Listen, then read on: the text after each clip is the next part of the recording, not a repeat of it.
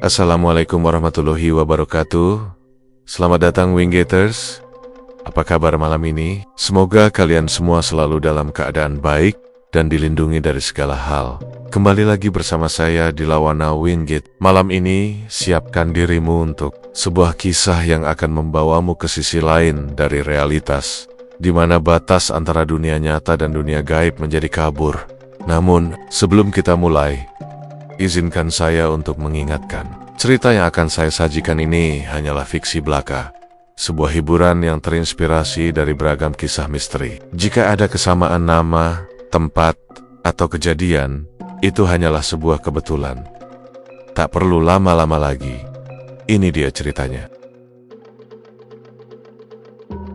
Di balik hutan lebat yang jarang dilalui orang, tersembunyi sebuah desa kecil yang bahkan tidak tercatat di peta. Orang-orang menyebutnya dengan berbagai nama, tapi yang paling sering terdengar adalah Desa Karangjati. Letaknya begitu jauh, tersembunyi di balik pepohonan raksasa, jalan tanah yang licin, dan jurang yang dalam. Konon, jalan menuju desa itu hanya bisa dilalui oleh orang-orang yang pernah dipanggil atau diizinkan. Selebihnya, orang luar yang mencoba masuk pasti akan tersesat berputar-putar tanpa arah, dan akhirnya menyerah kembali pulang.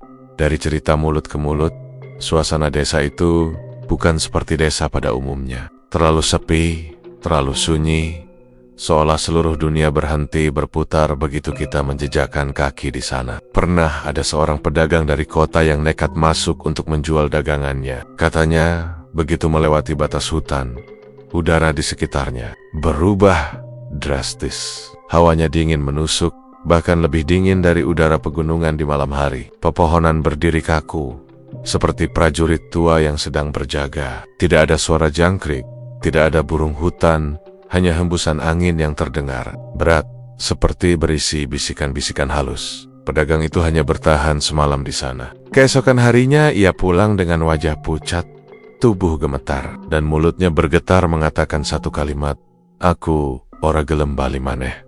Desa kui ora kaya deso liane." Cerita-cerita semacam itu membuat Desa Karangjati seperti bayangan yang selalu menghantui orang-orang di sekitarnya. Mereka yang tinggal di desa tetangga lebih memilih tidak membicarakannya. Jikapun ada yang menyinggung, biasanya dilakukan dengan suara pelan, seakan takut kalau ada telinga gaib yang ikut mendengar. Dari sekian banyak kisah yang beredar, satu sosok selalu disebut, yaitu Kiai Surya Lenggana. Nama itu terdengar penuh wibawa, seakan membawa cahaya kebijaksanaan. Dari luar, beliau dikenal sebagai seorang kiai yang berilmu tinggi, dihormati, dan sering menjadi rujukan warga sekitar untuk urusan spiritual. Banyak orang datang untuk meminta doa, penawar penyakit, bahkan solusi dari masalah hidup mereka. Namun semakin lama, semakin banyak yang merasa ada sesuatu yang janggal. Kiai Surya Lenggana memang tampak berwibawa, suaranya tenang, tutur katanya lembut. Beliau selalu berpakaian rapi, mengenakan sorban putih dan baju koko sederhana. Tetapi, siapapun yang menatap matanya terlalu lama, seringkali merasakan sesuatu yang aneh. Ada kilatan dingin di sana, seolah tatapan itu bisa menembus isi hati orang. Sebagian orang berkata, saat berhadapan dengan beliau, waktu seperti berhenti sejenak, nafas terasa berat, dan jantung berdebar lebih kencang dari biasanya. Warga desa sendiri menaruh hormat luar biasa kepadanya. Tidak ada yang berani menentang atau mempertanyakan setiap ucapannya. Jika Kiai Surya Lenggana meminta sesuatu, mereka akan berusaha menuruti tanpa bertanya alasan. Konon, dulu sebelum beliau datang, desa itu hanyalah desa kecil biasa, penuh kemiskinan dan penderitaan. Tapi sejak Kiai Surya menetap di sana, keadaan berubah drastis. Ladang warga menjadi subur, hasil panen berlimpah, dan perekonomian mereka meningkat. Anehnya, perubahan itu terjadi begitu cepat, hampir mustahil terjadi dalam waktu singkat. "Rejeki kok iso ngono cepete, piye?" begitu gumam salah seorang warga desa tetangga yang iri sekaligus heran. Namun setiap kali pertanyaan itu muncul, selalu ada jawaban yang menutup mulut orang. Semua itu berkat doa dan berkah Kiai Surya Lenggana. Warga desa percaya Kiai itu membawa keberkahan dari langit, tapi bisik-bisik gelap mulai terdengar dari luar desa. Ada yang mengatakan, kekayaan dan kemakmuran itu bukan berasal dari doa, melainkan dari jalan yang kelam, cerita itu makin diperkuat dengan kejadian. Beberapa orang luar desa pernah mengaku melihat iring-iringan orang berpakaian serba hitam berjalan menuju hutan pada tengah malam. Mereka membawa obor dengan wajah kosong tanpa ekspresi. Suara gamelan terdengar samar, seperti berasal dari tanah yang bergetar. Arah langkah mereka selalu menuju sebuah goa tua yang berada di sisi timur desa. Goa yang oleh warga sekitar disebut Goa Watu Ireng. Goa itu dianggap keramat. Tidak ada yang berani mendekat, kecuali mereka yang benar-benar memiliki keberanian besar atau yang memiliki tujuan khusus. Ada seorang pemuda bernama Darto dari desa seberang yang pernah mencoba membuktikan cerita itu. Malam itu, dengan berbekal rasa penasaran dan sedikit nekat, ia menyelinap melewati hutan, berusaha melihat apa yang sebenarnya terjadi. Dari balik semak, ia melihat kerumunan orang berjalan pelan menuju goa dengan Kiai Surya Lenggana berada di depan mereka. Sorban putihnya berkibar tertiup angin malam, tapi wajahnya tampak berbeda. Tidak seperti biasanya yang ramah dan teduh. Malam itu wajahnya terlihat serius, bahkan menyeramkan. Darto hampir berteriak ketika melihat mata Kiai Surya yang memancarkan cahaya merah samar saat obor melewatinya. Pemuda itu pulang dalam keadaan ketakutan. Sejak malam itu ia jatuh sakit, tubuhnya kurus, dan hanya bisa terbaring di rumah. Sebelum meninggal, ia sempat berbisik pada ibunya, "Bu, aku weruh Kiai Surya dudu wong biasa. Ojo nganti mlebu desa kae." Sadala matanya membelalak dan ia menghembuskan nafas terakhir. Kabar itu sempat menggegerkan desa sekitarnya. Namun anehnya, warga Karangjati tetap tenang. Mereka tidak mempermasalahkan kabar buruk itu. Bahkan ada yang mengatakan Darto mati karena kurang ajar, berani mencurigai seorang kiai. Bagi mereka, Kiai Surya Lenggana tetap sosok yang harus dihormati. Tak seorang pun dari dalam desa berani membantah atau melawan. Di balik semua kisah itu, ada satu hal yang membuat bulu kuduk. Beberapa orang yang pernah bertemu Kiai Surya di rumahnya mengatakan, rumah itu terlalu besar untuk ukuran desa kecil. Bangunannya terbuat dari kayu jati tua dengan ukuran-ukuran rumit yang tidak wajar ada di tempat terpencil. Setiap malam, lampu-lampu minyak di rumah itu tetap menyala terang, seakan ada banyak orang di dalamnya. Padahal, hanya Kiai Surya yang tinggal di sana, tanpa istri, tanpa anak. Orang-orang sering bertanya, siapa yang menemaninya? Mengapa rumah itu tak pernah benar-benar sepi? Suara gamelan sering terdengar dari dalam rumah pada malam tertentu. Ketika ada yang mencoba mengintip dari kejauhan, mereka melihat bayangan orang-orang menari di halaman rumah, mengenakan pakaian tradisional. Wajah mereka samar, seolah bukan manusia. Namun begitu didekati, semua lenyap. Hanya tersisa suara angin yang menusuk telinga. Seorang nenek dari desa tetangga pernah bercerita. Dulu waktu ia masih kecil, ia diajak orang tuanya pergi ke rumah Kiai Surya untuk meminta doa. Saat menunggu di ruang tamu, ia melihat pintu kamar yang sedikit terbuka. Dari celah pintu itu, ia melihat sesuatu yang membuatnya trauma seumur hidup. Seekor makhluk besar, hitam, dengan tangan panjang dan mata merah duduk bersila di samping Kiai Surya. Makhluk itu tersenyum, memperlihatkan deretan gigi panjang, dan nenek itu langsung pingsan. Dan sejak saat itu ia tidak pernah mau lagi mendengar nama desa Karangjati. Orang-orang yang pulang dari desa itu selalu membawa cerita menakutkan. Ada yang bilang mereka merasa diikuti bayangan hitam sepanjang jalan. Ada yang mendengar suara orang berbisik di telinga, padahal tidak ada siapapun di sekitar. Bahkan ada yang tiba-tiba kehilangan barang berharga setelah berkunjung. Entah bagaimana caranya. Semua cerita itu membuat nama Kiai Surya Lenggana semakin misterius. Namun, yang paling menyeramkan bukanlah cerita orang luar, melainkan bisikan dari dalam desa sendiri. Ada seorang anak kecil yang pernah tanpa sengaja berkata pada ibunya, "Bu, aku sering weruh wong-wong ireng nang omahe Kiai. Wong-wong kui ora enduwe rai. Bu, aku sering lihat orang-orang hitam di rumah Kiai. Mereka nggak punya wajah." Ibunya langsung menutup mulut anaknya dan menyuruhnya diam. Sejak itu, anak itu tidak pernah lagi berani bicara soal itu. Semakin dalam kita mendengar kisah-kisah ini, semakin jelas ada sesuatu yang besar dan gelap tersembunyi di balik sosok Kiai Surya Lenggana. Dari luar, beliau tampak mulia, penuh wibawa, seolah cahaya yang membimbing. Tapi di balik itu, ada bayangan pekat yang membungkus namanya. Desa Karangjati pun akhirnya tidak lagi terdengar seperti desa biasa, melainkan sebuah tempat yang menyimpan rahasia kelam. Dan setiap orang yang pernah datang ke sana pulang dengan satu perasaan yang sama, takut. Warga desa Karangjati dan desa-desa sekitarnya semakin hari semakin sering mendengar cerita yang membuat bulu kuduk berdiri. Kiai Surya Lenggana yang selama ini dikenal sebagai sosok berwibawa mulai dipertanyakan oleh sebagian orang. Memang tak ada yang aneh. Beliau masih memimpin doa, masih menerima tamu yang datang meminta pertolongan, dan masih terlihat menjalankan peran sebagai seorang kiai pada umumnya. Tapi di balik itu, ada bisikan-bisikan gelap yang terus mengalir. Dari mulut ke mulut, orang-orang mulai curiga. Sejak kekayaan Kiai Surya bertambah begitu cepat, tanah miliknya semakin luas.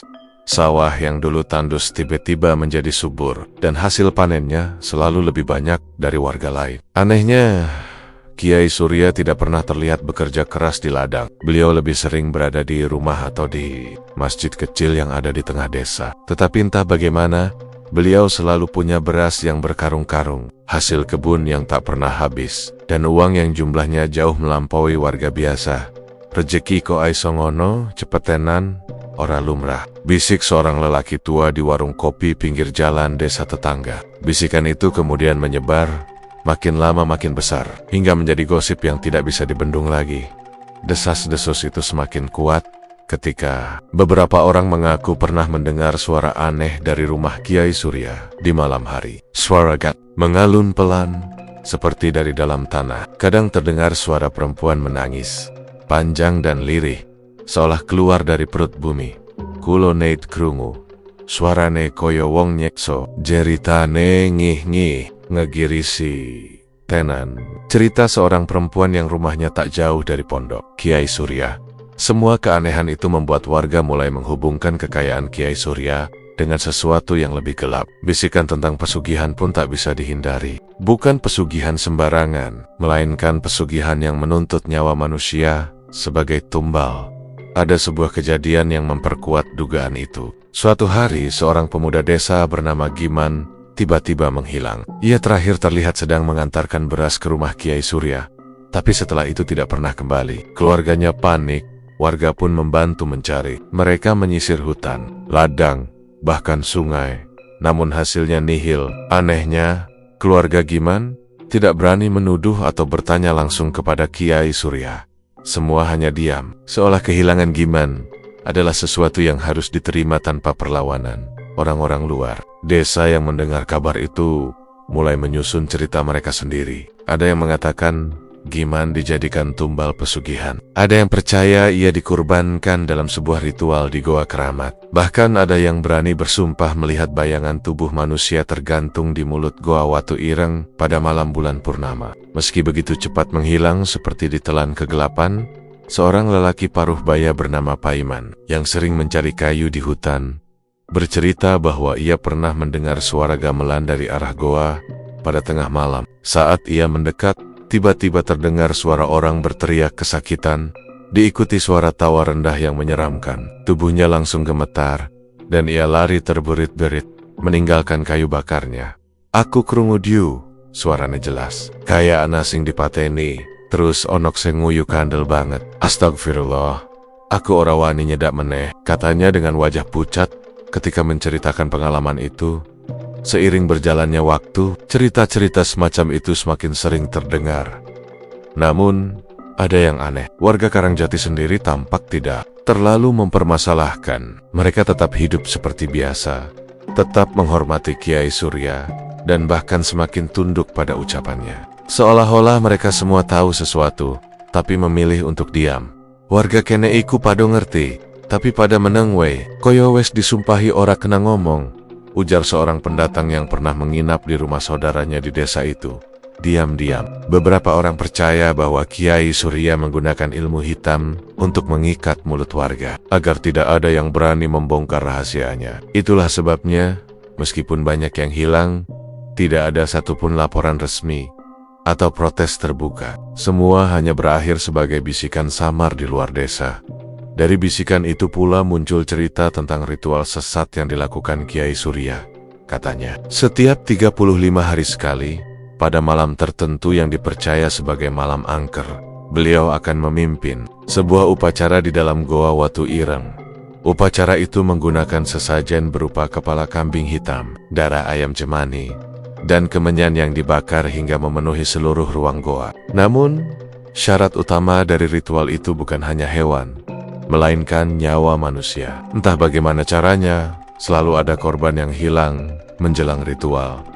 Cerita ini semakin diperkuat oleh pengalaman seorang santri muda yang pernah mondok sebentar di rumah Kiai Surya.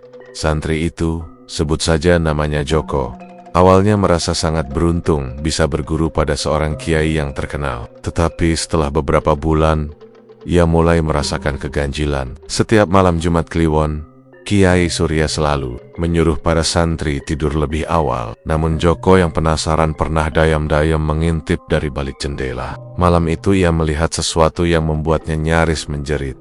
Kiai Surya duduk bersila di halaman belakang. Di hadapannya ada sebuah kendi besar berisi cairan merah pekat. Di sampingnya ada sesajen bunga setaman, kemenyan yang mengepul, dan seekor ayam cemani yang baru saja disembelih. Tangan Kiai Surya berlumuran darah. Bibirnya komat kamit membaca sesuatu yang terdengar asing. Dari keyohan, suara gamelan mengalun tanpa wujud. Lalu Joko melihat bayangan hitam sebesar pohon jati muncul di belakang Kiai itu. Bayangan itu bergerak perlahan, menunduk, lalu menghilang begitu saja. Sejak malam itu, Joko tidak pernah berani tidur di rumah Kiai lagi. Ia memilih kabur, kembali ke kampung halamannya dengan alasan rindu keluarga. Namun di dalam hatinya, ia tahu bahwa Kiai Surya menyembunyikan sesuatu yang jauh lebih menakutkan dari sekadar ilmu agama. Ia yakin bahwa Kiai itu telah menjalin perjanjian dengan sesuatu yang bukan manusia. Cerita Joko hanya berani ia bisikan pada sahabat dekatnya. Dan dari situlah kabar itu menyebar pelan-pelan. Orang-orang mulai menghubungkan semua keanehan, kekayaan yang datang tiba-tiba, hilangnya beberapa warga, suara gamelan gaib, hingga ritual dengan darah dan sesajen. Semua itu bermuara pada satu kata yang menakutkan, pesugihan. Namun pesugihan yang dilakukan Kiai Surya bukanlah pesugihan biasa. Orang tua di desa tetangga sering berbisik bahwa Kiai Surya menggunakan pesugihan yang disebut Pangkon Jagat. Itu adalah jenis pesugihan kuno, sangat jarang dilakukan karena syarat utamanya adalah tumbal manusia yang diberikan secara berkala. Konon, siapapun yang melakukan pesugihan ini akan mendapatkan kekayaan yang tidak ada habisnya. Tapi sebagai gantinya, roh-roh korban akan terjebak selamanya, menjadi bagian dari kekuatan gaib yang mengikat sang pelaku. Warga desa yang masih punya keberanian sering berbisik lirih. Pesugihan Pangkon Jagat iku dudu dolanan, nyawane kudu dibayar. Sapa sing wani main, bakal dikuntit setan nganti mati. Tetapi entah mengapa, meski semua tahu bahaya itu, tak seorang pun berani menyinggungnya secara langsung di depan. Kiai Surya bahkan menyebut namanya saja sering membuat orang merinding. Lama-kelamaan, desa Karangjati pun mendapat julukan sebagai Desa Angka. Orang-orang dari luar hanya berani lewat di siang hari. Itu pun dengan rasa was-was. Tidak ada yang berani bermalam kecuali mereka yang punya urusan khusus. Malam-malam di sekitar desa selalu terasa panjang, penuh suara-suara asing yang tidak bisa dijelaskan. Kadang terdengar suara gamelan dari arah hutan, kadang terdengar teriakan lirih yang hilang ditelan angin. Semua itu membuat bisikan tentang pesugihan Kiai Surya Lenggana semakin kuat, semakin nyata. Dan meskipun tidak ada bukti yang benar-benar jelas, setiap orang yang mendengarnya merasa yakin bahwa kekayaan dan kewibawaan Kiai Surya bukanlah hasil dari doa atau kerja keras, melainkan dari perjanjian gelap yang menuntut nyawa manusia sebagai tumbal. Kejadian aneh mulai merayap ke dalam kehidupan sehari-hari warga desa Karangjati. Awalnya hanya dianggap kebetulan, namun semakin lama, semakin sulit untuk diabaikan. Satu persatu warga menghilang tanpa jejak. Dan yang lebih menakutkan, setiap kejadian hilangnya orang selalu dibarengi dengan tanda-tanda aneh yang tidak bisa dijelaskan. Korban pertama adalah seorang lelaki paruh baya bernama Karto.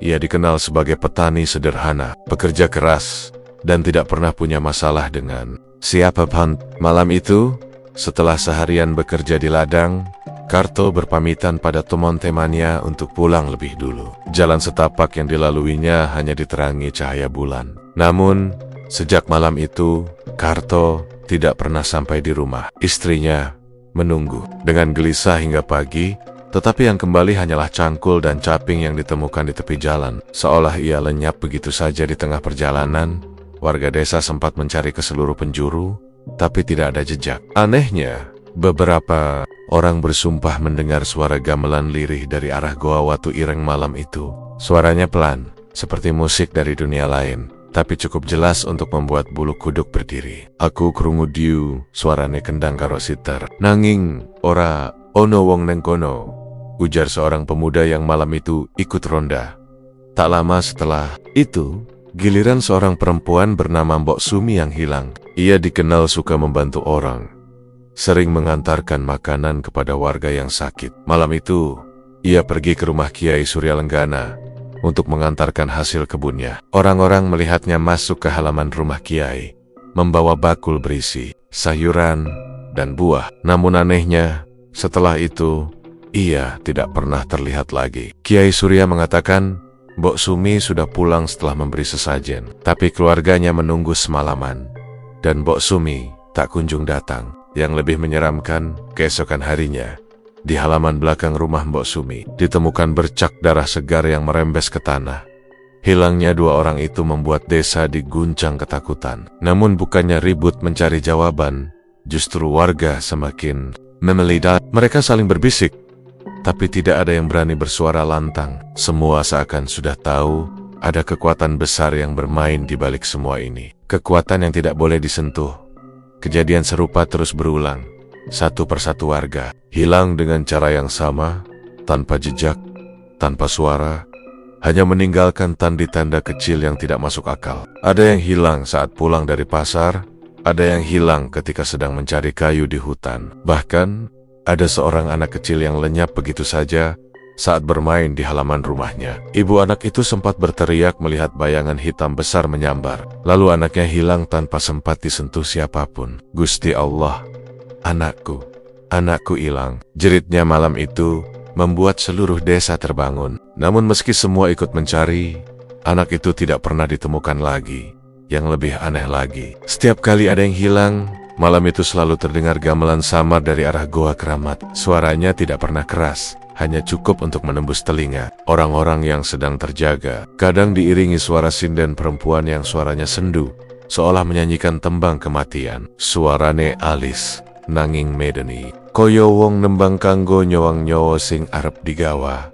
Begitu cerita seorang pemuda yang mendengar langsung dari rumahnya. Lama-kelamaan, warga mulai menghubungkan semuanya dengan sosok Kiai Surya Lenggana. Mereka memang tidak pernah melihat langsung, tapi pola itu terlalu jelas untuk diabaikan. Setiap kali ada warga hilang, sebelumnya selalu terlihat orang itu datang, atau setidaknya bersinggungan dengan Kiai Surya. Dan setiap kali ada yang lenyap, kekayaan Kiai Surya seolah semakin bertambah, namun tidak ada yang berani menuduh secara terang-terangan. Bagaimanapun, Kiai Surya adalah orang yang paling berkuasa di desa itu. Dengan sekali ucapannya, semua orang bisa tunduk, bahkan kepala desa pun tidak berani menentangnya. Jika ada yang mencoba bersuara, keesokan harinya ia jatuh sakit mendadak, seperti terkena kutukan. Seorang pemuda bernama Sardi pernah mencoba berani. Ia terang-terangan berkata di balai desa, "Ojo meneng wey, wong-wong pada ilang, ora ana sing wani ngomong. Apa kowe kabeh ora curiga?" Suaranya lantang, penuh emosi. Namun hanya beberapa hari setelah itu, tubuh Sardi ditemukan di pinggir hutan, kaku, dengan mata melotot dan lidah terjulur. Tidak ada luka, tidak ada darah, tapi wajahnya penuh ekspresi ketakutan. Sejak kejadian itu, tidak ada lagi yang berani berbicara keras tentang Kiai Surya.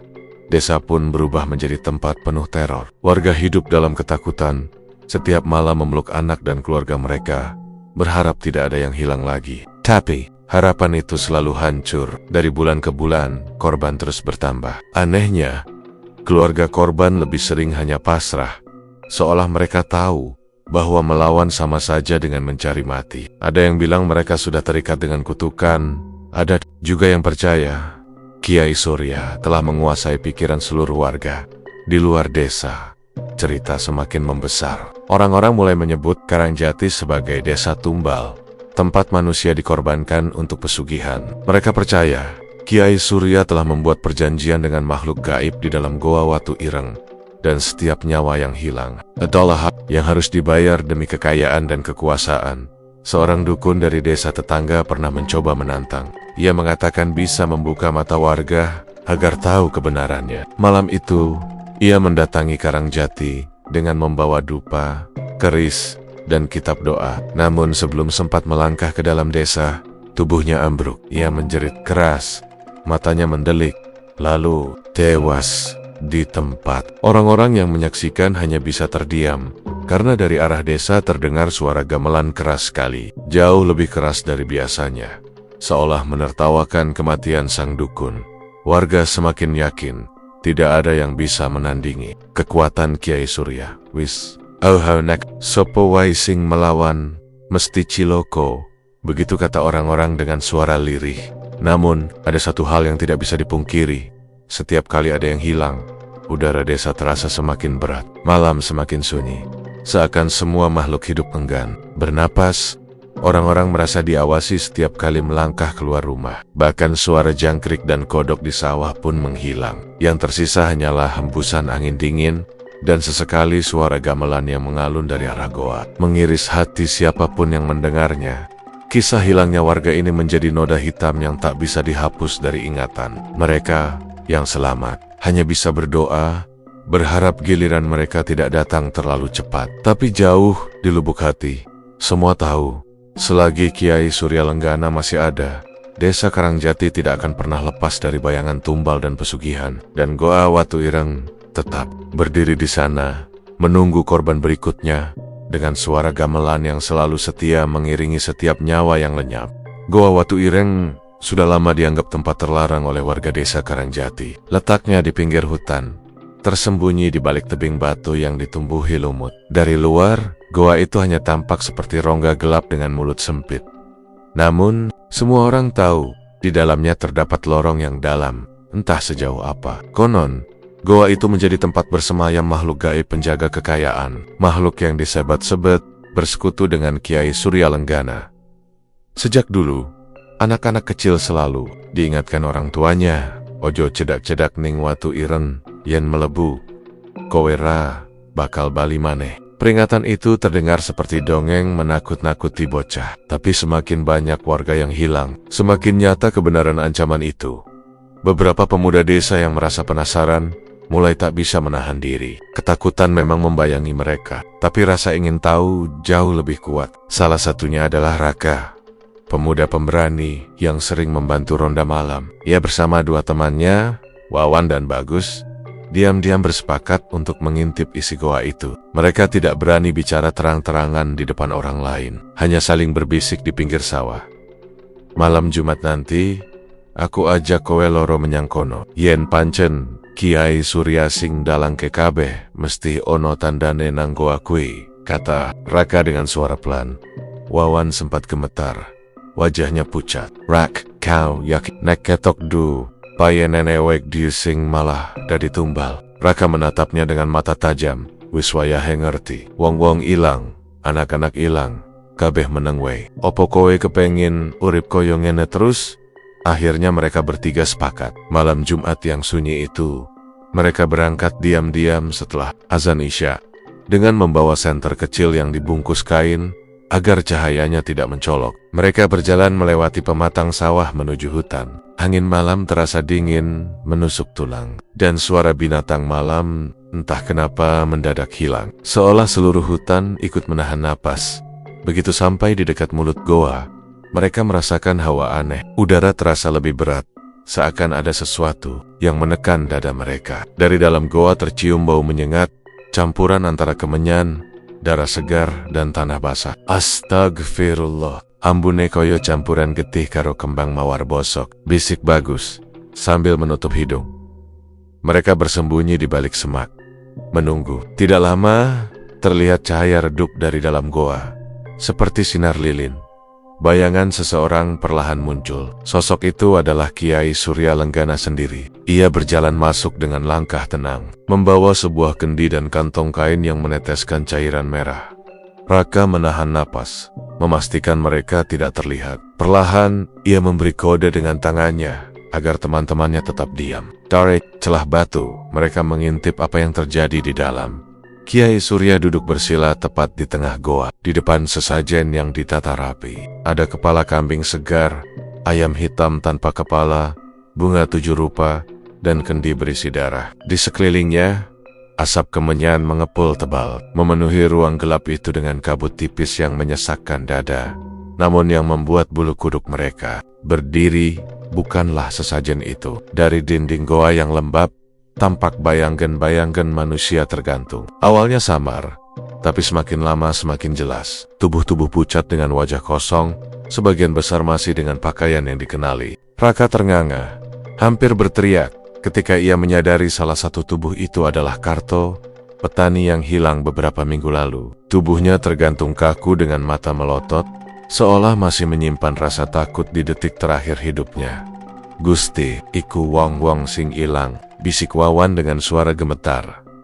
Tidak hanya 1 atau 2, tapi ada belasan tubuh tergantung di dinding batu, seakan mereka dijadikan persembahan. Darah menetes dari sebagian tubuh, mengalir ke sebuah cekungan batu di bawahnya. Dari itu, darah mengalir ke arah tempat Kiai Surya duduk, seolah menjadi aliran sesajen hidup. Tiba-tiba, suara gamelan lirih terdengar dari dalam goa. Meski tidak ada satupun alat musik di sana, suaranya seperti datang dari balik kegelapan, diiringi tembang sinden yang sendu. "Seliramu dudu manungsa, seliramu dudu roh, nanging tumbal sing kudu bali." Suara itu mengalun samar, membuat mereka bertiga saling berpandangan dengan wajah pucat. Dari balik asap, muncul sosok besar berwarna hitam legam. Tubuhnya seperti raksasa, kepalanya botak, matanya merah menyala seperti bara api. Nafasnya mengeluarkan suara mendengus berat. Makhluk itu perlahan berjalan mendekati Kiai Surya, yang tetap duduk bersila dengan tenang. Ia menunduk hormat, lalu menuangkan kendi berisi darah ke tanah di depan makhluk tersebut. "Ndoro jagat, kulo nyuwun pangestu, tumbal sampun kulo parinaken. Mugi kulo tansah dipun paringi kasugihan lan pangkat ingkang langgeng," ucap Kiai Surya lirih. Makhluk itu menggeram, suaranya dalam seperti gemuruh petir. Dari mulutnya keluar asap pekat. Ia menunduk, mencium darah di tanah, lalu tertawa keras. Suara tawanya menggema ke seluruh goa, membuat dinding bergetar. Bayangan tubuh-tubuh yang tergantung ikut berayun, menimbulkan suara berderit yang membuat Raka hampir muntah. Bagus tidak kuat lagi, ia mulai menangis pelan. "Raka nayo bali wae, iki wes ora lumrah, nenek ketangkep. Tamat urip kita." Namun Raka menahan, meski wajahnya pucat pasi.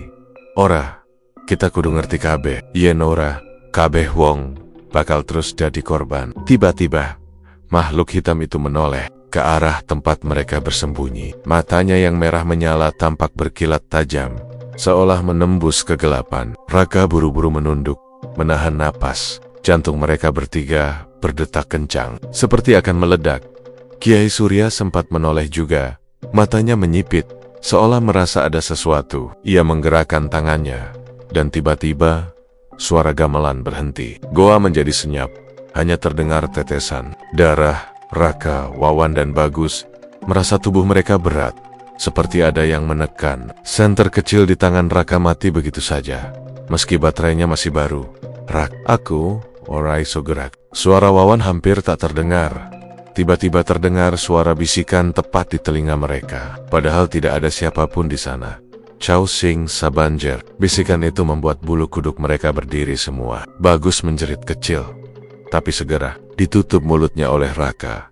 Kiai Surya berdiri perlahan, tangannya terangkat. Dari dinding goa, salah satu tubuh tumbal jatuh ke tanah dengan suara keras. Darah mengalir lebih deras, dan makhluk hitam itu semakin besar, seolah mendapatkan tenaga baru. Raka sadar, jika mereka tidak segera kabur, nyawa mereka yang akan jadi taruhannya. Ia memberi kode, dan dengan pelan-pelan, Mereka merangkak mundur, namun langkah mereka mengenai batu kerikil yang menimbulkan suara kecil. Seketika, mata merah makhluk itu menoleh tajam. Suara gamelan kembali terdengar. Kali ini jauh lebih keras. Tubuh-tubuh tumbal bergerak sendiri, seolah hidup, menggapai-gapai. Dengan tangan kaku mereka, Balio kenek aja, Luna. Suara sinden terdengar, berubah menjadi jeritan panjang.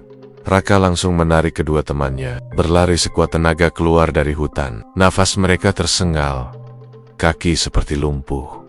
Tapi rasa takut membuat mereka berlari tanpa henti. Doribat, terdengar suara tawa Kiai Surya menggema, bercampur dengan suara gamelan yang semakin jauh, namun tetap mengiringi langkah mereka. Ketika mereka akhirnya sampai di pematang sawah, tubuh mereka jatuh tersungkur. Nafas mereka hampir putus. Wajah penuh keringat dingin. Tidak ada yang berani bicara, hanya tatapan kosong satu sama lain. Mereka sadar, apa yang mereka lihat bukan lagi sekadar gosip atau dugaan. Semua itu nyata.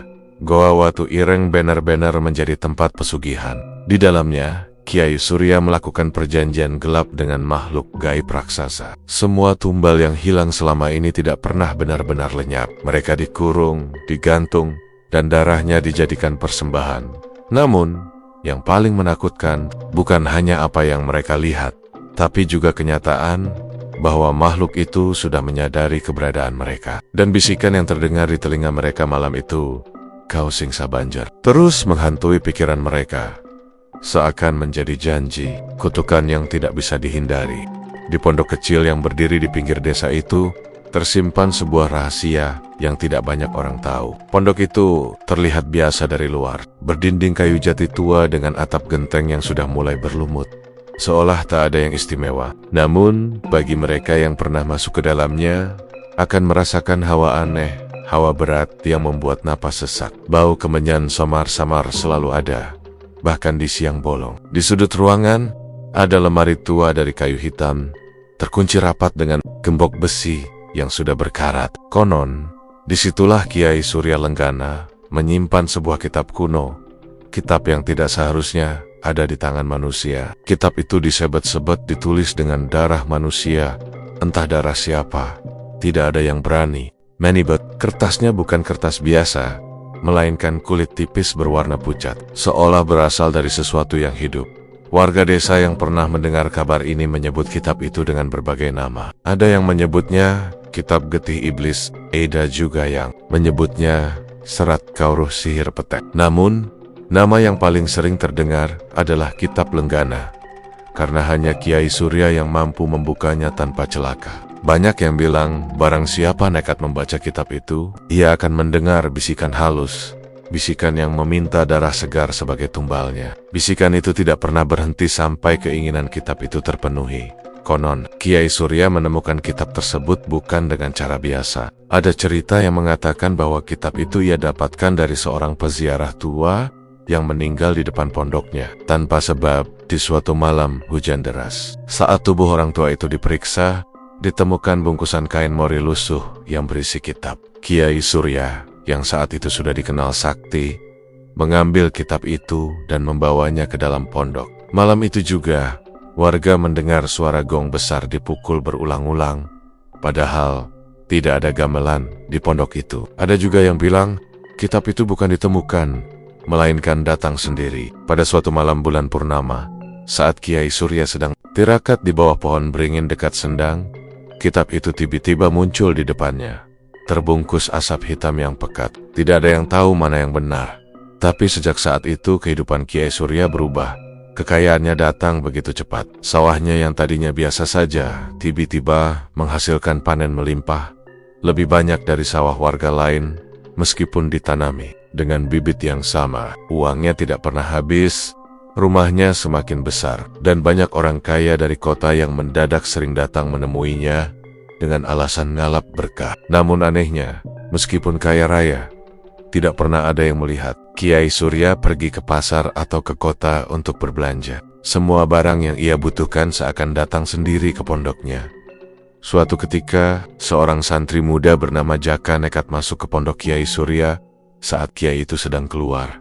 Rasa penasarannya terlalu besar. Ia ingin tahu apa yang sebenarnya disembunyikan. di balik lemari kayu hitam itu. Dengan hati-hati, Jaka mencoba membuka gembok. Aneh, gembok yang terlihat karatan itu tiba-tiba bisa terbuka hanya dengan sekali sentuhan. Saat pintu lemari terbuka, bau anyir darah menyeruak, membuat Jaka hampir muntah. Di dalamnya, tergeletak sebuah kitab tebal berwarna merah gelap. Sampulnya terasa basah, seolah masih meneteskan darah. Di tengah sampul itu, ada simbol aneh yang menyerupai mata dengan 3 garis di sekitarnya. Jaka memberanikan diri membuka halaman pertama. Tulisan di dalamnya bukan aksara Jawa atau Arab, melainkan goresan aneh seperti dicakar, namun bisa ia pahami di kepalanya. Dan benar saja, begitu matanya membaca baris pertama, telinganya mulai dipenuhi bisikan lirih. Getih, aku butuh getih. Suara itu begitu dekat, seperti ada seseorang yang berbisik tepat di telinganya. Jaka gemetar, keringat dingin membasahi tubuhnya. Namun rasa penasaran membuatnya membuka halaman berikutnya. Semakin ia membaca, semakin jealous. Bisikan it kadang berubah menjadi suara perempuan menangis, kadang menjadi suara tawa anak kecil yang menyeringai. Saat hendak menutup kitab itu, tiba-tiba huruf-huruf di halaman berubah menjadi gambar. Ia melihat sosok bayangan hitam berdiri di belakangnya. Melalui pantulan halaman yang mengkilap, bayangan itu memiliki mata merah menyala, menatap Jaka dengan tajam. Ketakutan, Jaka menjatuhkan kitab itu ke lantai. Saat kitab jatuh, pintu lemari menutup sendiri dengan keras, gembok kembali terkunci. Robert, Jaka lari terburit-barit keluar dari pondok, tidak menoleh ke belakang lagi. Sejak kejadian itu, Jaka jatuh sakit parah. Tubuhnya kurus kering, matanya cekung, dan ia sering berteriak di malam hari sambil berkata, "Getih, getih, aku ora kuat, getih." Sampai akhirnya ia meninggal setelah 7 hari menderita. Warga desa percaya bahwa itu adalah kutukan kitab terlarang milik Kiai Surya. Beberapa orang tua di desa mencoba mengingatkan Kiai Surya agar meninggalkan kitab itu. Mereka mendekatinya dengan penuh hormat, berkata, "Kiai, punapa boten langkung? Esayen kitab niku dipun simpen mawon, menawi dipun terasaken kulo ajrih menawi wonten bilai tumurun dateng desa." Namun Kiai Surya hanya tersenyum tipis. "Koe orang ngerti, opo sing tak lakoni? Iki kabeh kanggo masa depan desa iki, ora ana ting kudu wedi." Ucapannya terdengar meyakinkan, tapi sorot matanya berbeda. Ada sesuatu yang gelap, sesuatu yang tersembunyi di balik tatapannya. Malam-malam berikutnya, warga sering mendengar suara orang mengaji dari pondok Kiai Surya, tapi nadanya aneh, tidak seperti ayat-ayat Al-Quran yang biasa mereka dengar. Suaranya mendayu, menyeramkan, kadang bercampur dengan suara teriakan dan tawa. Dari cerobong asap pondok, keluar asap hitam pekat, berbau anyir dan menyengat. Kambing-kambing di sekitar pondok sering mati mendadak tanpa sebab. Dan anehnya, tubuh mereka kering seperti habis dihisap darahnya. Semakin lama, pengaruh kitab itu semakin kuat. Kiai Surya terlihat semakin berbeda. Wajahnya makin pucat, matanya sering merah seperti kurang tidur, dan suaranya berat saat berbicara. Namun anehnya, semakin ia berubah, semakin banyak orang datang ke pondoknya untuk mencari berkah. Orang dari luar desa, bahkan dari kota jauh, datang dengan membawa sesajen, uang, dan hewan ternak. Mereka percaya bahwa Kiai Surya bisa memberikan kekayaan dan keberuntungan dengan syarat tertentu. Tak seorang pun tahu apa syarat itu, tapi kabar burung menyebutkan bahwa ada di antara mereka yang tidak pernah kembali. Setelah masuk ke pondok, ada cerita seorang pedagang kaya dari kota yang datang menemui Kiai Surya. Setelah masuk ke pondok, ia tidak pernah terlihat lagi. Tapi beberapa hari kemudian, istri pedagang itu mendapati suaminya pulang ke rumah dengan wajah pucat pasi. Tidak pernah berbicara lagi, hanya duduk diam menatap kosong. Tubuhnya lemah, tidak bisa lagi bekerja, hingga akhirnya meninggal tanpa sebab. Saat orang-orang memandikan jasadnya, mereka menemukan bekas luka di dadanya, seperti simbol aneh yang terbakar di kulitnya.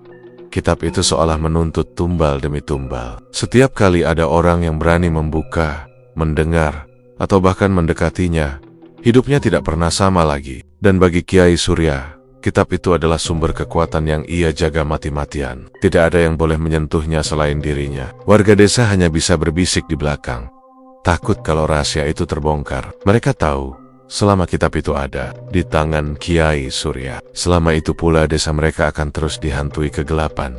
Dan di suatu malam purnama, kitab itu kembali beraksi. Warga yang lewat di depan pondok mendengar suara tangisan perempuan dari dalam, bercampur dengan suara bisikan lirih. Tangisan itu begitu memilukan, seolah seseorang sedang disiksa. Namun saat mereka mencoba mengintip, pondok itu tampak gelap, sunyi, seakan tidak berpenghuni. Padahal suara tangisan itu masih terdengar jelas, bahkan semakin dekat, seperti tepat di belakang telinga mereka. Kitab terlarang itu bukan sekadar benda. Ia hidup, bernapas dan lapar. Lapar akan darah, lapar akan jiwa. Dan Kiai Surya Lenggana, dengan segala wibawa dan ilmu yang dimilikinya, telah menjadikan dirinya sebagai pengabdi setia kitab tersebut. Malam itu langit tampak lebih gelap dari biasanya. Bulan purnama tertutup awan hitam pekat, seolah langit ikut menyembunyikan sesuatu. Desa kecil itu seakan mati. Tak ada suara ayam jantan, tak ada suara jangkrik, hanya sesekali terdengar lolongan anjing dari kejauhan. Warga desa, terutama para lelaki yang sudah lama curiga, berkumpul di sebuah gubuk tua di pinggir sawah. Mereka saling pandang, mata mereka penuh keraguan dan rasa takut. Tapi juga ada tekad yang sudah bulat. Malam ini mereka akan membuktikan apa yang sebenarnya dilakukan Kiai Surya Lenggana. Suro, salah satu pemuda yang paling berani, berbisik pelan, "Le ora saiki, kapan mening? Wis kelamaan wektu menang wek, wong-wong ilang, anak bojo ditinggal, opo kudu terus ngalah?" Suaranya parau, tapi sorot matanya tajam. Beberapa orang mengangguk, meski wajah mereka pucat. Mereka tahu risiko besar menanti, tapi rasa penasaran bercampur amarah membuat nyali mereka nekat. Rombongan kecil itu, sekitar 7 orang, berjalan pelan, menyusuri pematang sawah menuju hutan. Mereka membawa obor kecil, tapi cahayanya sengaja ditutup dengan kain, supaya tidak terlalu terang. Angin malam terasa menggigit, daun-daun bergesekan seperti bisikan samar. Setiap langkah semakin dekat ke arah goa keramat, jantung mereka berdetak semakin cepat. Ketika mereka sudah mulai mendekat, terdengar suara gamelan samar dari arah goa, tabuhan kendang, suara gong yang dalam, dan nada saron yang lirih. Suara itu tidak semestinya ada di tengah hutan sunyi, apalagi di malam buta. Salah satu warga, Pak Wiryo, langsung beristighfar lirih. "Astagfirullah, iki opo maneh?" Ketanya dengan suara bergetar. Mereka semakin hati-hati. Dari balik semak belukar, samar-samar terlihat cahaya merah berkedip-kedip. Asap kemenyan menebal, menyusup ke hidung mereka dengan bau menyengat bercampur anyir darah. Perut mereka mual, sebagian hampir muntah. Tapi mereka menahan, lalu mereka melihatnya. Di mulut goa, Kiai Surya Lenggana duduk bersila. Wajahnya tidak seperti biasanya. Matanya kosong, bibirnya komat kamit membaca mantra yang terdengar aneh, bukan bahasa Arab seperti doa, tapi serangkaian kata-kata asing bercampur Jawa kuno. Di depannya tersusun sesajen. Kepala kambing hitam, kembang setaman, kendi berisi darah, dan kain putih berlumuran merah. Yang paling mengerikan, tepat di samping Kiai Surya, ada tubuh manusia terbujur kaku. Wajahnya sudah pucat, matanya melotot, seolah nyawanya baru saja direnggut. Darah masih mengalir dari lehernya, menggenang di tanah yang sudah hitam basah. Suro hampir berteriak, tapi mulutnya ditutup oleh temannya. "Ses, ojo rame, nenek ketahuan awak dewe aiso mati saiki uga," bisik temannya sambil menahan gemetar suara. Gamelan semakin keras, tapi bukan seperti musik biasa. Nada-nadanya sumbang, tidak harmonis, membuat telinga terasa sakit dan kepala pusing. Dari dalam goa terdengar suara lain. Suara berat seperti geraman binatang bercampur tangisan manusia. Asap kemenyan kian pekat, menyelimuti tempat itu hingga terlihat seperti kabut neraka. Dan kemudian mereka semua melihatnya. Sosok besar berwarna hitam pekat keluar perlahan dari dalam goa. Tingginya hampir menyentuh langit goa, matanya merah, menyala seperti bara api. Mulutnya dipenuhi taring panjang meneteskan darah. Tubuhnya diselimuti kabut hitam yang berputar-putar. Warga yang mengintip hampir serempak mundur, lutut mereka lemas. Sebagian jatuh terduduk. Kiai Surya Lenggana berlutut di hadapan makhluk itu. Tangannya terangkat tinggi, suaranya bergema. "Kula sampun nyukupi, nyawa sampun kula pasrahaken. Mugi panjenengan paring berkahlan, kekayaan tanpa entek, tanpa pupus. Suara makhluk itu terdengar berat, dalam, dan menakutkan, seperti bergema dari perut bumi. Janji wis cedak rampung, Surya Lenggana. Nanging saben dina purnama kudu ana tumbal anyar. Yen ora, jiwa panjenengan sing bakal kula bales. Jeritan manusia terdengar dari dinding goa. Warga yang berani melongok ke dalam melihat bayangan. Orang-orang tergantung di sana. Tubuh mereka kaku. Sebagian masih bergerak lemah. Mata mereka kosong. Mulut mereka menganga seperti hendak berteriak, tapi tak mampu. Salah satu warga tak kuat lagi. Ia menjerit keras, "Allahu Akbar." Suara itu membuat Kiai Surya menoleh secepat kilat. Matanya merah, wajahnya berubah beringas. Dengan suara menggelegar ia berteriak, "Sopo sing delok ritualku?" Warga yang bersembunyi panik. Mereka berlari terberit-berit meninggalkan tempat itu. Obor mereka jatuh. Api menyambar ilalang kering, membuat cahaya semakin jelas. Kiai Surya bangkit berdiri, tubuhnya seakan membesar, sorot matanya mengikuti warga yang melarikan diri. "Pada balik kene, awakmu kabeh durung untuk izin lunga," teriaknya dengan suara yang menggema di seluruh hutan. Tiba-tiba, angin berhembus kencang, suara gamelan makin nyaring, dan tercium bau busuk menusuk hidung. Warga yang lari merasa seolah ada tenggen-tenggen tak terlihat meraih kaki mereka, mencoba menarik ke tanah. Sebagian tersungkur, ada yang meronta ketakutan, ada yang hampir pingsan. Pak Wiryo, meski gemetar hebat, terus membaca ayat kursi keras-keras. "Allahu la ilaha illa huwa hayyul." Suaranya menggema, membuat sebagian bayangan hitam yang mengejar mereka mundur sejenak. Namun, dari kejauhan masih terdengar suara Kiai Surya tertawa keras. Tawa itu bukan seperti manusia biasa, melainkan campuran suara manusia dan makhluk lain, berat dan menusuk telinga. Warga akhirnya berhasil keluar dari hutan dengan tubuh basah oleh keringat dan tanah menempel di seluruh pakaian. Mereka sampai di balai desa dalam keadaan kacau. Sebagian menangis histeris, sebagian lainnya jatuh sakit seketika karena syok. Malam itu, kabar pun tersebar cepat. Ritual sesat Kiai Surya Lenggana benar-benar terbongkar. Tidak ada lagi keraguan. Warga kini tahu siapa dalang di balik hilangnya orang-orang desa selama ini. Namun, ketakutan yang lebih besar muncul. Mereka sadar, berhadapan dengan Kiai Surya bukanlah perkara mudah. Beliau bukan lagi manusia biasa. Ia sudah menyerahkan jiwanya pada makhluk hitam yang menjadi penjaga goa keramat itu.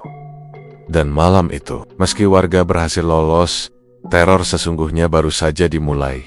Sejak malam itu, Kiai Surya Lenggana menghilang. Tak ada seorang pun yang benar-benar tahu kemana perginya. Malam ritual terakhir yang membuat warga geger menjadi penanda bahwa batas antara manusia dan iblis sudah dilanggar. Ada yang bersumpah melihat beliau masuk ke dalam goa, berjalan tanpa menoleh ke belakang, lalu hilang ditelan kegelapan. Ada pula yang mengatakan tubuhnya dililit asap hitam, diseret masuk ke dalam bumi bersama jeritan panjang yang mengerikan, seolah ditelan makhluk yang selama ini ia sembah. Keesokan harinya, suasana desa menjadi hampa. Warga yang semalam berhasil kabur masih pucat pasi, sebagian jatuh sakit parah. Tubuh mereka menggigil seperti terkena demam tinggi. Namun para dukun kampung sekalipun tak bisa menyembuhkan. Ada yang tiba-tiba bisu. Ada yang setiap malam berteriak ketakutan sambil menyebut-nyebut nama Kiai Surya. Ojo, ojo, aja cedak. Aku hingga akhirnya pingsan sendiri. Balai desa menjadi tempat berkumpulnya warga yang masih kuat. Semua membicarakan hal yang sama. Bagaimana nasib mereka setelah ini? Ada yang ingin melapor ke aparat, tapi sebagian besar menolak. Takut kalau pihak luar mengetahui aib desa yang selama ini ditutupi. Lagi pula, siapa yang bisa percaya cerita tentang kiai terhormat yang ternyata jadi dalang pesugihan, menyembah iblis demi kekayaan? Pak Wiryo, yang malam itu ikut menyaksikan ritual, berdiri dengan tubuh gemetar. Wajahnya keriput, matanya sembab karena kurang tidur. Ia berkata lirih, "Wong-wong, aku wis tua. Nanging aku ora pengin anak putu urip ing desa iki. Iki desa wis ora suci maneh. Tanah iki wis kena rereget. Nyawane wong-wong wis dadi tumbal. Mending kita luwai golek urip nang panggonan liyane." Ucapan itu membuat warga terdiam. Ada yang menunduk, ada yang mengangguk pelan. Mereka tahu desa ini sudah kehilangan berkahnya. Air sumur yang biasanya jernih mendadak bau amis. Sawah yang dulunya subur mendadak mengering. Batang padi berubah kuning sebelum waktunya. Bahkan hewan ternak mati satu persatu tanpa sebab jelas. Akhirnya, satu persatu keluarga memutuskan pergi. Mereka mengemasi barang-barang seadanya, meninggalkan rumah yang dibangun turun-temurun. Malam hari, jalan desa dipenuhi suara langkah kaki, tangis anak-anak, dan isak perempuan. Mereka berjalan menuju desa tetangga, meninggalkan tanah kelahiran dengan hati berat, namun juga lega karena bisa menjauh dari kutukan. Beberapa rumah besar yang dulu jadi simbol kekayaan Kiai Surya ditinggalkan begitu saja. Gentengnya mulai runtuh, dindingnya berlumut, pintunya berderit setiap kali angin malam berhembus. Konon, beberapa orang yang lewat di siang bolong pun masih bisa mendengar suara orang mengaji dari dalam rumah itu, padahal sudah kosong. Ada juga yang melihat bayangan seseorang mengenakan sorban putih berdiri di depan pintu. Tapi ketika didekati, bayangan itu lenyap. Goa Keramat, tempat ritual terakhir, menjadi pusat teror baru. Tak ada yang berani mendekat, meski hanya sejengkal. Malam purnama berikutnya, suara gamelan kembali terdengar samar-samar dari arah goa. Tabuhannya lirih, tapi menekan hati, membuat bulu kuduk berdiri. Anak-anak muda desa tetangga yang nekat mencoba mendekat, selalu kembali dengan wajah pucat. Mereka bercerita melihat cahaya merah dari dalam goa, dan sesosok bayangan tinggi besar berdiri di mulutnya.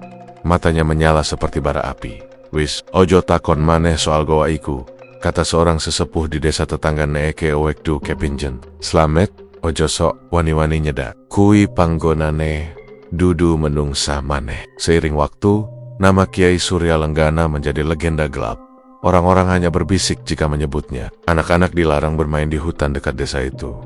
Apalagi saat malam bulan purnama. Para petani yang melintas pun selalu menunduk, berusaha tidak melihat ke arah goa. Mereka percaya, siapa saja yang menatap langsung ke dalam kegelapan goa akan dipanggil masuk dan tak pernah kembali. Cerita tentang Kiai Surya semakin banyak versi. Ada yang mengatakan beliau masih hidup, bersembunyi di dalam goa bersama makhluk iblis yang ia sembah, menunggu tumbal baru. Ada juga yang bilang ia sudah mati, tapi rohnya tidak tenang. Gentayangan di sekitar desa menampakkan diri sebagai bayangan putih yang melayang di pepohonan. Bahkan ada yang percaya bahwa setiap kali hujan deras turun, suara tawa Kiai Surya bisa terdengar terbawa angin. Panjang dan menyeramkan, membuat orang-orang yang mendengar langsung jatuh sakit. Waktu berjalan, desa itu benar-benar ditinggalkan. Hanya tersisa rumah-rumah kosong yang semakin rapuh dimakan usia. Jalan setapak tertutup rumput liar, sawah berubah jadi rawa, dan pohon-pohon tumbuh lebat menelan pemukiman. Seringkali orang luar yang tak tahu cerita mencoba masuk, hanya untuk mendapati perasaan aneh, dada sesak, kepala pusing, dan suara gamelan lirih di telinga. Banyak dari mereka akhirnya kabur sebelum sempat menjelajahi lebih jauh. Suatu malam, seorang peneliti muda dari kota, bernama Andri, datang bersama timnya. Ia mendengar cerita tentang Kiai Surya dari seorang kawan dan merasa tertantang untuk membuktikan kebenarannya. Mereka membawa kamera, alat perekam, dan peralatan lengkap. Warga desa tetangga sudah melarang "Nenek kowe tresna karo nyawamu. Ojo nekat, Kiai Surya iku dudu guyonan." Tapi Andri keras kepala. Malam itu, mereka masuk ke bekas desa dengan obor dan kamera. Suasana sangat mencekam. Rumah-rumah kosong berdiri seperti tengkorak, gendel-gendelannya bolong, pintunya tergantung. Angin malam bertiup membawa suara-suara aneh, seperti bisikan. Salah satu anggota tim mengaku mendengar suara orang memanggil namanya dari dalam rumah kosong. Padahal jelas-jelas tak ada siapapun di sana. Ketika mereka sampai di dekat goa, kamera mereka tiba-tiba rusak. Baterai yang tadinya penuh mendadak habis. Alat perekam berbunyi kresek-kresek, lalu mengeluarkan suara gamelan samar yang bukan berasal dari luar, melainkan dari dalam alat itu sendiri. Wajah Andri berubah pucat, tapi ia masih mencoba kuat. "Mungkin ini hanya gangguan teknis," katanya dengan suara bergetar.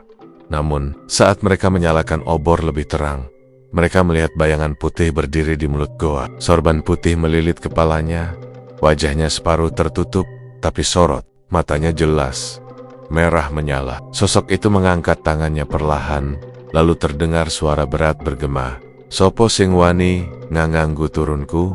Tim itu panik. Salah satu anggota langsung jatuh pingsan. Yang lain berteriak histeris, melempar kamera dan lari terbirit-birit. Andri mencoba tetap tenang, tapi lututnya gemetar hebat. Sosok itu melangkah maju. Suaranya makin keras. "Iki dudu, panggonanmu. Melayu, sadurunge kabeh nyawa muda ditumbal." Andri akhirnya ikut kabur bersama yang lain. Mereka keluar dari hutan dengan nafas tersengal, wajah pucat, dan tubuh gemetar. Sejak malam itu, Andri tidak pernah lagi membicarakan penelitiannya. Bahkan beberapa bulan kemudian, kabar beredar bahwa Andri jatuh sakit parah, tubuhnya kurus, kering, matanya kosong seperti orang ketakutan, lalu meninggal dengan misterius.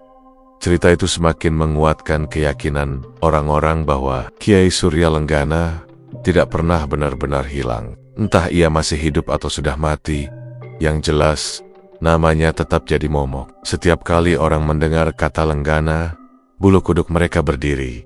Hingga hari ini, desa itu tetap kosong, ditelan alam. Namun, setiap kali bulan purnama tiba, orang-orang masih bisa mendengar suara gamelan samar dari arah goa. Nada-nadanya sama, lirih, tapi menghantui. Beberapa orang bersumpah juga mendengar suara Kiai Surya berdoa dengan bahasa yang tidak mereka mengerti. Bercampur tawa yang membuat darah membeku, dan legenda itu masih bertahan.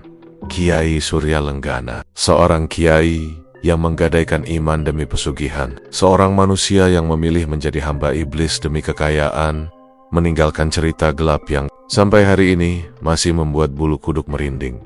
Misterinya belum pernah terpecahkan, dan mungkin tidak akan pernah, karena setiap orang yang mencoba mengungkapnya selalu berakhir dengan cara yang mengerikan. Dan begitulah Winggetters, kisah malam ini telah usai. Semoga kalian menikmati setiap ketegangan dan misteri yang telah kita selami bersama. Ingatlah, di setiap sudut yang gelap, ada cerita yang menunggu untuk diceritakan. Jaga diri kalian baik-baik, selalu waspada, dan jangan pernah lupa untuk terus berdoa. Terima kasih sudah menemani saya malam ini. Jangan lupa untuk like, subscribe, dan nyalakan lonceng notifikasi agar tidak ketinggalan kisah-kisah menyeramkan lainnya dari Lawana Wingkit. Sampai jumpa di episode berikutnya. Tetaplah berani Winggetters. Wassalamualaikum warahmatullahi wabarakatuh.